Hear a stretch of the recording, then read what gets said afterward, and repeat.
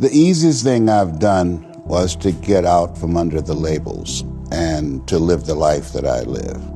The most difficult thing I've ever done was to believe that I can do it.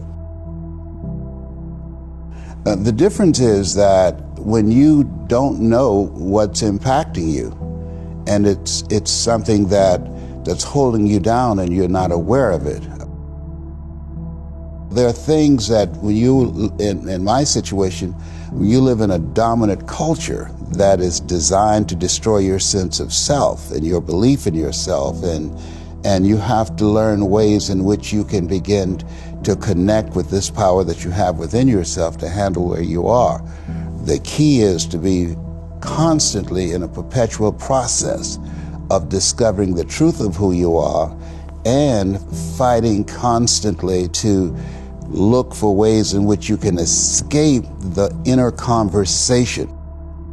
Between ages 0 and 5, we determine what's available to us and what's not available to us. And so that was a defining moment. I knew there are certain things I could not do, certain places I could not go. They used to have signs on Miami Beach that said, Jews, dogs, and coloreds not allowed. And so now you have to operate within the constraints of the dominant society and the things that they've created for you.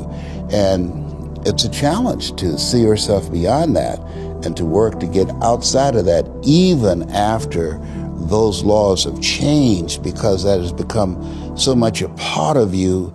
You unconsciously operate within the parameters of what has been put in place. Like you're driving on the expressway, the 405, and you'll get off on an exit that you weren't going in that direction, but you unconsciously did it because you've done it so many times that many people, because they're not making a conscious, deliberate, determined effort to think outside of what life has thrown at them, they end up doing the same thing over and over and over again. Einstein said that thinking that has brought me this far has created some problems that this thinking can't solve.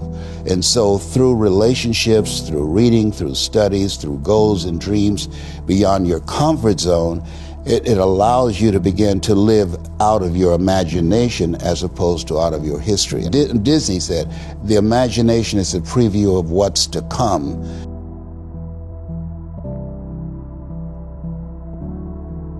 They have to expose themselves to something that will give them a different vision of themselves. And in addition to that, they have to put themselves in a community of what I call OQP, only quality people. A gentleman who dramatically transformed my life, I was a junior at Booker T. Washington High School in Miami, Florida, and I went in his class looking for another friend, and he said, go to the board and work this problem out for me.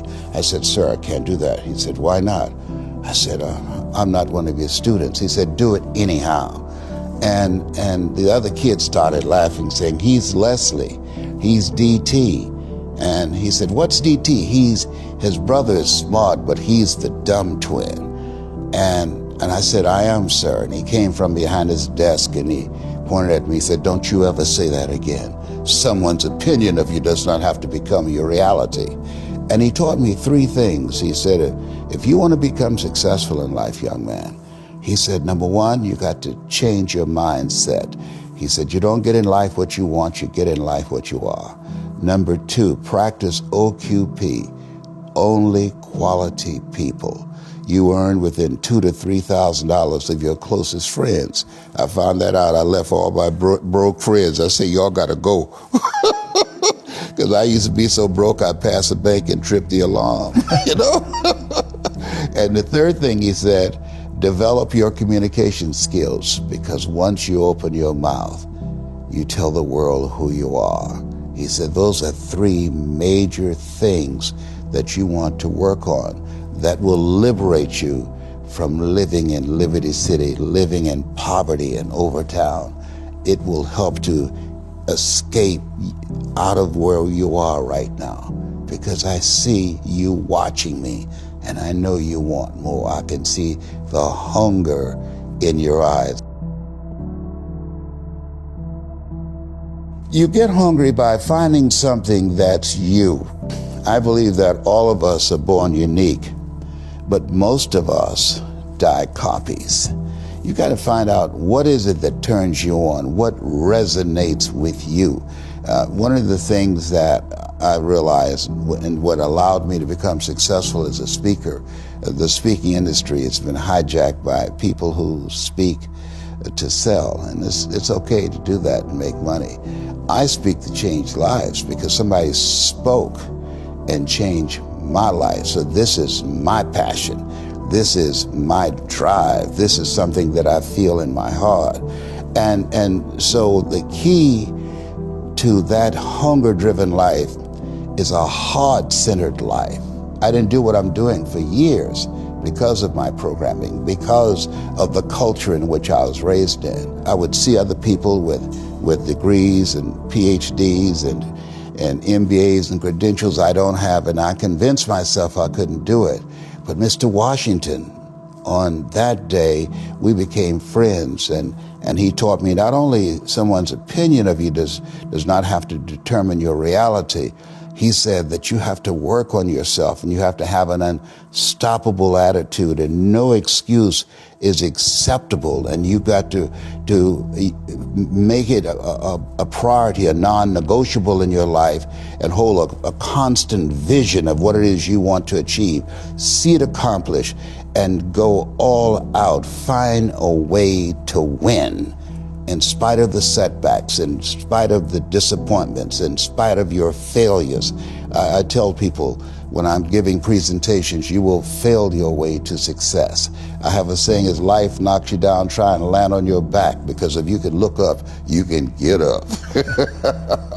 And so those experiences of going after goals that's beyond your comfort zone, and having relationships that will challenge you, and surrounding yourself with coaches and mentors who can take you to a place within yourself that you can't go by yourself, because you can't read the label when you're locked in the box.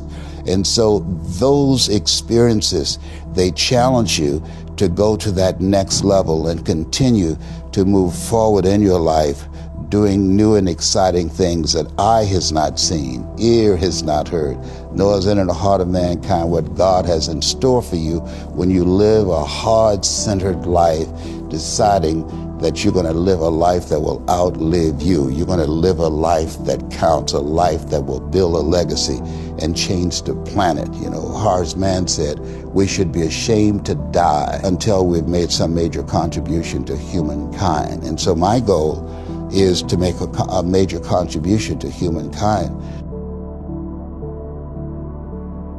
Every day when I get up, my mindset is, what is it that I can do to touch and impact somebody's life today? What is it? What does that look like? Don't live the life that has been given you by their circumstances, by the people that's around you. That Sidney Poitier wrote a book called The Measure of a Man. And he said, when you go for a walk with someone, something happens without being spoken.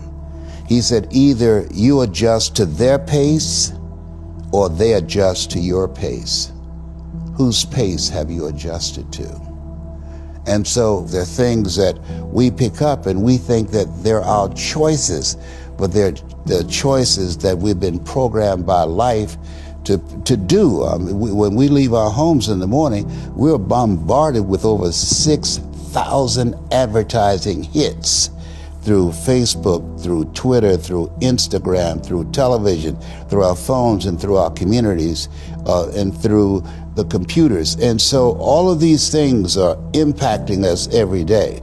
So if you don't have a program for your mind, then your mind is going to be programmed, and you'll find yourself doing things that you did not know, and that they affected you, that they, through marketing techniques and strategies, that they will create a thirst within you. I came up in an era that said if you built the best mousetrap, the world will be the path to your door. But if you know marketing, people will sleep outside your store to buy a telephone they've never touched or seen.